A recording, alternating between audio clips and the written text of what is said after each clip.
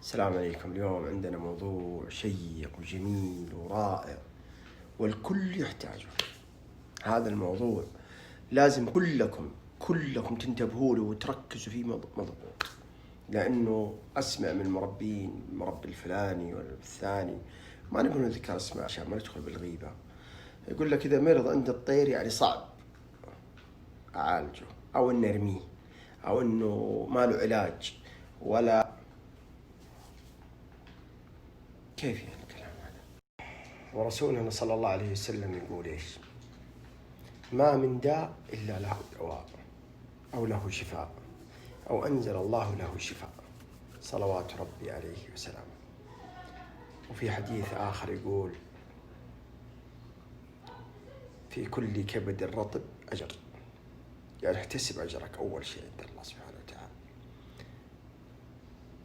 أما والله عندي طير مرض أرميه، والله العظيم نتكلم أنا صادق.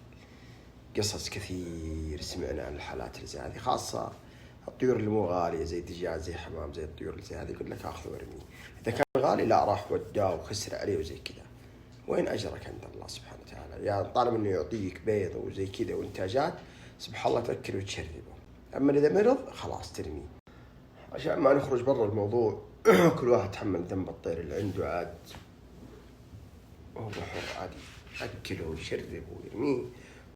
ليش احنا دائما نقول الامراض التنفسيه خطيره وصعبه؟ لان اول شيء سريعه الانتشار، سريعه العدوى، سريعه الطير، لان انت عارف اي شيء يدخل الجهاز التنفسي وضيق تنفس وزي كذا، هذه الاشياء ما تقدر تتداركها بسرعه، حتى البشر سبحان الله، حتى اي كائن حي. فدائما الامراض التنفسيه صعبه جدا، من اصعب الامراض اللي تمر على الكائن الحي. فعشان كذا دائما نقول الواحد صعبة، يعني علاجاتها مو صعبة، لا، صعبة على الطير، تؤدي لفوق سريع، تمام، زي الانفلونزا، زي نيوكاسل، زي الأشياء هذه، وأمراض معدية من الدرجة الأولى. فالواحد دائما يتجنبها. ومسبباتها كثير، ترى من أهم مسببات الأمراض التنفسية التقلبات الجوية.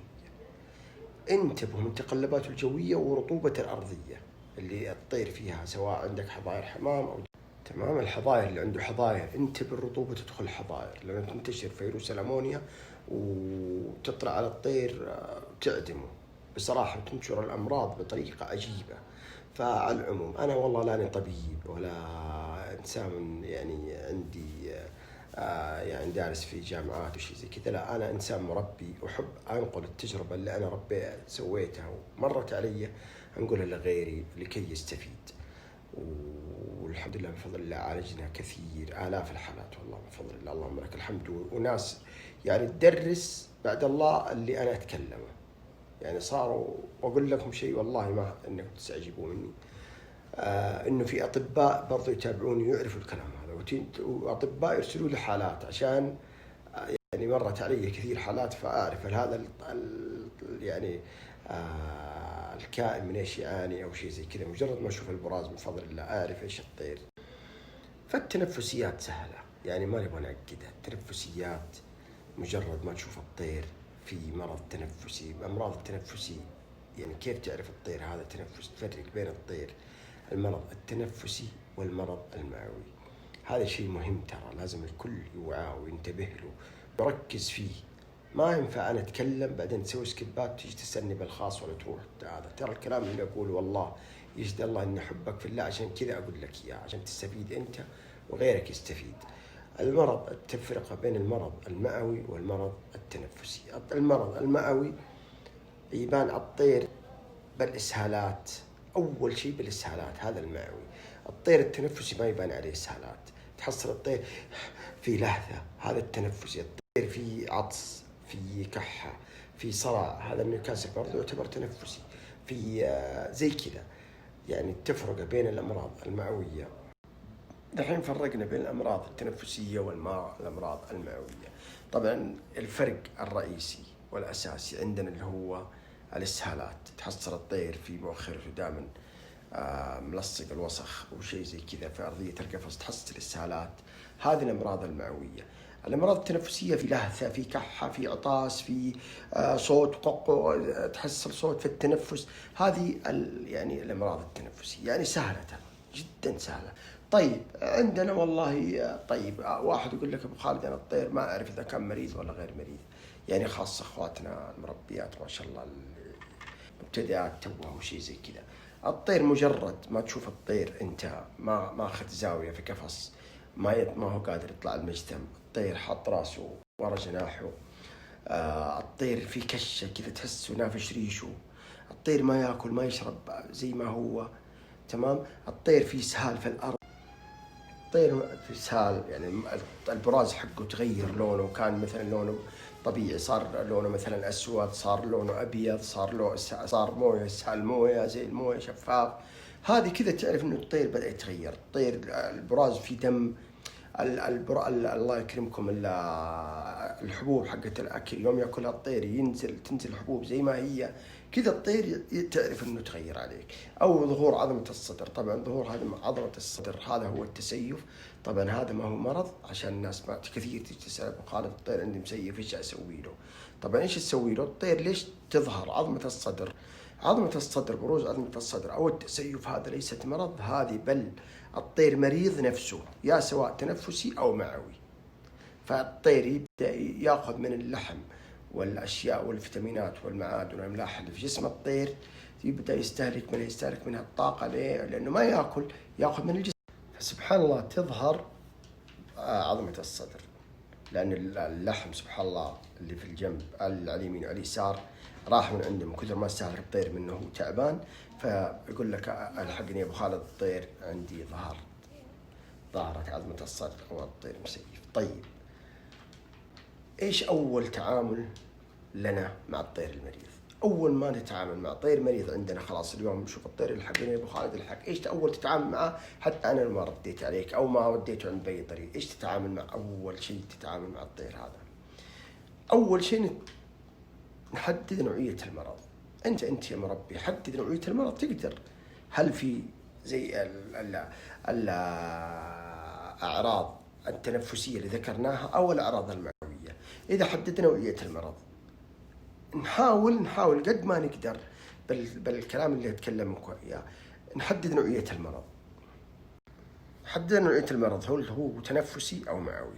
طيب ما تقدر تعرف المرض، ايش هو المرض اللي في الطير؟ طيب أنا أقول لكم، إذا الطير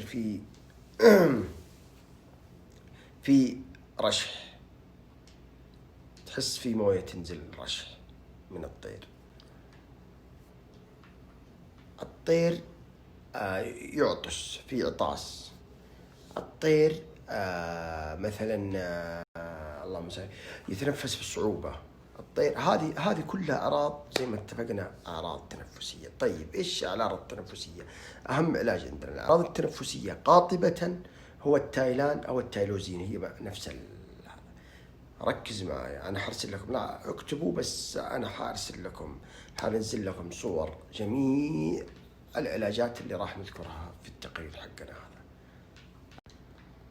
طيب التايلان هذا علاج تنفسي ما اختلفنا عليه، المفروض يكون متواجد عند أي مربي، لأنه الطير إذا مرض تنفسه، حددنا نوعية المرض عندنا تنفسه، خلاص استخدم التايلان. طيب طبعا كل العلاجات نذكرها راح تكون في المويه، طبعا فالماء يكون ماء نقي صحي وليس من ماء الصنبور، لأن ماء الصنبور يحتوي على نسبة ضئيلة من الكلور قد يؤدي على مفعول العلاجات. اتفقنا الشيء هذا؟ اتفقنا.